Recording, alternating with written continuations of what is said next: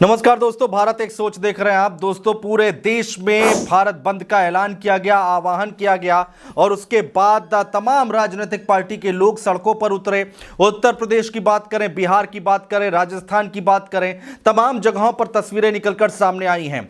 बिहार में तो पुलिस को लाठीचार्ज तक करना पड़ गया।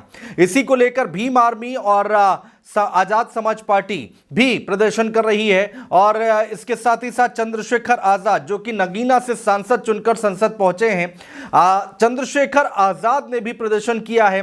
दिल्ली की सड़कों पर नीला झंडा लेकर उतरे चंद्रशेखर आजाद से भारत एक सोच ने एक्सक्लूसिव बातचीत करने की कोशिश की, उनसे बातचीत करने की कोशिश की और समझने की कोशिश की कि उनकी रणनीति क्या है, उनकी मांग क्या है। इसको लेकर चंद्रशेखर आजाद ने कई तमाम तरह के आरोप लगाए सरकार के ऊपर, सरकार को घेरने की कोशिश की। इसके साथ ही साथ एक नारा भी दिया चंद्रशेखर आजाद ने कहा कि हम ना किसी से भीख मांगते, हम सिर्फ अपना अधिकार मांगते। ये तमाम नारे दिए गए हैं दिल्ली की सड़कों पर चंद्रशेखर की तरफ से। इसके साथ ही साथ चंद्रशेखर आजाद ने ऐलान किया है कि 11 सितंबर को एक बड़ा आंदोलन करने जा रहे हैं, बड़ा प्रदर्शन करने जा रहे हैं और दावा किया है कि 11 सितंबर को पूरी दिल्ली नीली हो जाएगी। क्या कुछ बातचीत की है इस प्रदर्शन के दौरान चंद्रशेखर आजाद ने भारत एक सोच से, वो हम आपको सुनवाते हैं, सुनिए। चंद्रशेखर आजाद देखिए जंतर मंतर पर 21 अगस्त भारत बंद करने आए थे, उसी को लेकर तस्वीरें देखिए, भारत बंद की सीधे तस्वीरें चंद्रशेखर आजाद को आप सीधे तौर पर देख सकते हैं। यहाँ पर बाकायदा बैठे हुए थे अभी कुछ मिनटों पहले और अब रवाना हो रहे हैं। ये देखिए नारे आप सीधे तौर पर देख सकते हैं, आक्रोश देख सकते हैं।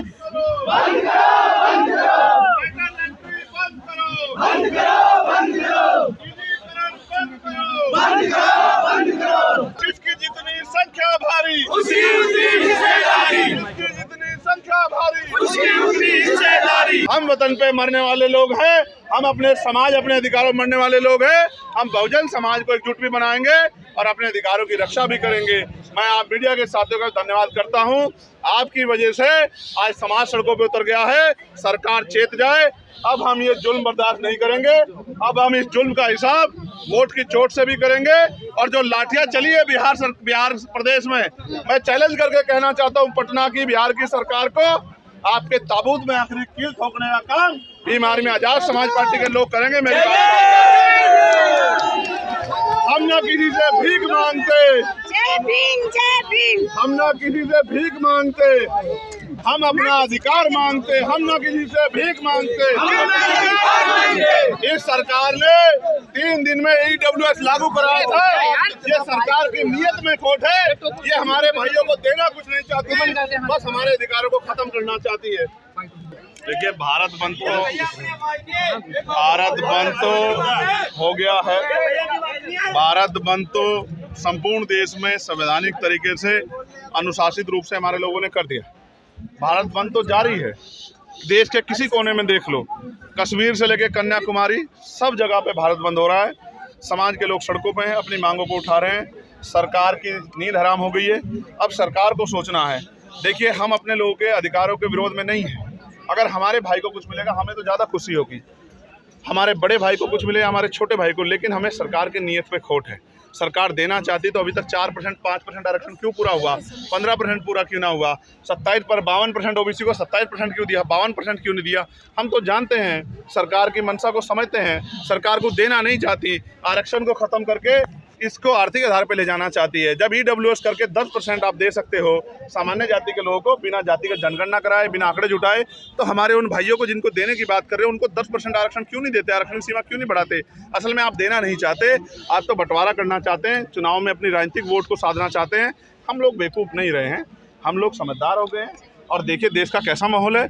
पिछले 7-8 साल से भीम आर्मी ने जो क्रांति पैदा की है, आपने कभी नहीं सुना होगा कि वंचित वर्ग के लोग भारत बंद करते होंगे। ये बड़ी बड़ी पार्टियां करती थी, क्योंकि भारत बंद सफल करने के लिए सबसे ज़्यादा जरूरी होता है दुकानों का बंद होना। व्यापार उनके पास है, प्रतिष्ठित संसाधन उनके पास हैं, तो उनके बंद सफल हुआ करते थे। लेकिन पिछले 5-7 साल में आप देखिए, भीम आर्मी के नौजवानों ने क्रांति पैदा की है। उसकी वजह से आज हम लोग 4-4, 5वीं बार भारत बंद करके हम लोगों ने दिखाया और ये साबित किया कि अब वो दिन चले गए कि कि लाठी से कोई हमें हाँक देगा। हम तो संवैधानिक मर्यादाओं में लाठी भी खा रहे हैं, गोलियां भी पिछली बार 2 अप्रैल में हमारे लोगों ने खाई, लेकिन अपने अधिकारों को इतनी आसानी से हम लोग जाने नहीं देंगे। ये अधिकार हमें मांगने से नहीं मिले, बाबा साहब अम्बेडकर के 4 बच्चों को कुर्बानी से मिले हैं। हम अपने अधिकारों को छीनने नहीं देंगे और जो छीनने का प्रयास करेगा उसको सूद समेत हम लोग वापस लौटाएंगे। कई सारे नेता समर्थन में तो दिखे हैं, लेकिन सड़कों पर अभी कोई नहीं दिखाया। आप ही एक ऐसे हैं जो सड़कों पर दिख रहे हैं। मैं तो कार्यकर्ता हूँ, मैं सड़कों की लड़ाई भूला नहीं। मैं जहाँ पार्लियामेंट पहुँचा वो भी सड़कों से ही पहुँचा और आगे भी मैं सड़क का रास्ता नहीं छोड़ने वाला हूँ। सड़क ही है जो हमें जोड़ती है, सड़क ही है जो हमें ज़मीनी एहसास में से जोड़ के रखती है। तो सड़क को नहीं छोड़ना है।